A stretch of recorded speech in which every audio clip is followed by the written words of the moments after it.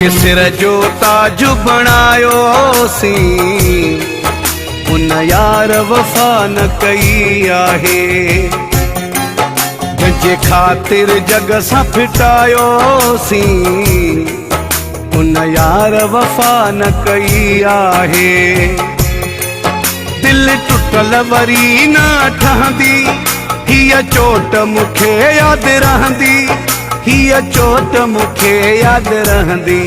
जंहिंखे सिर जो ताज बणायो सी उन यार वफ़ा न कई आहे। जंहिंजे ख़ातिर जग सां फिटायो सी उन यार वफ़ा न कई आहे। उन यार वफ़ा न कई आहे।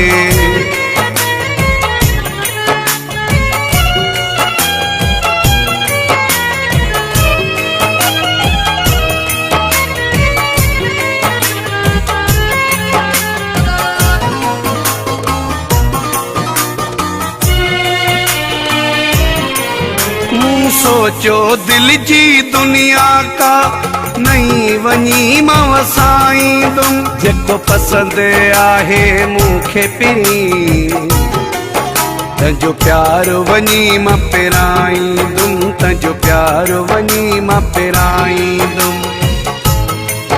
दिल टुटल वरी न ठहंदी, हीअ चोट मूंखे यादि रहंदी, हीअ चोट मूंखे यादि रहंदी। जंहिंखे सिर जो ताज बणायो सी उन यार वफ़ा न कई आहे। जंहिंजे ख़ातिर जग सां फिटायो सी उन यार वफ़ा न कई आहे। उन यार वफ़ा न कई आहे।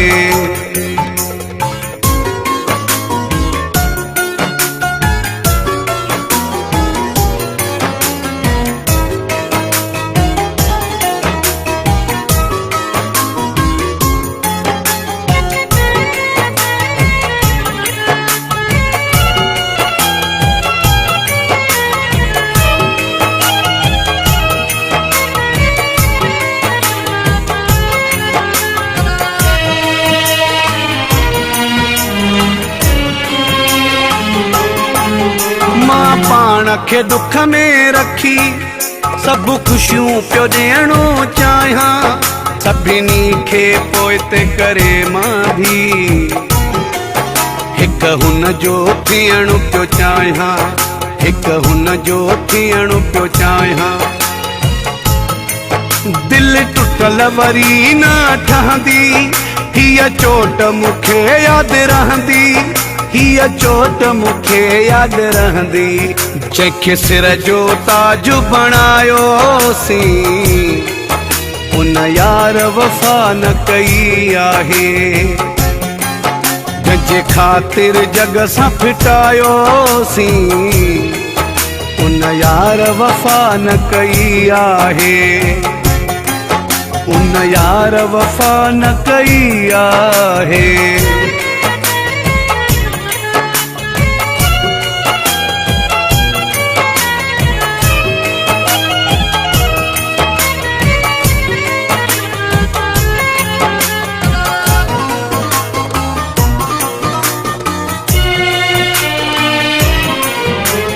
फहदनु नारी जहिले रात जी निंड फिटाई, तहीं जानिब मूंसां जीअरेई बस करे छॾी आ जुदाई, बस करे छॾी आ जुदाई।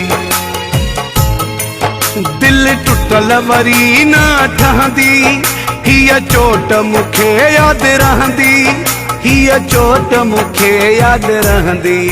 जंहिंखे सिर जो ताज बणायो सी उन यार वफ़ा न कई आहे।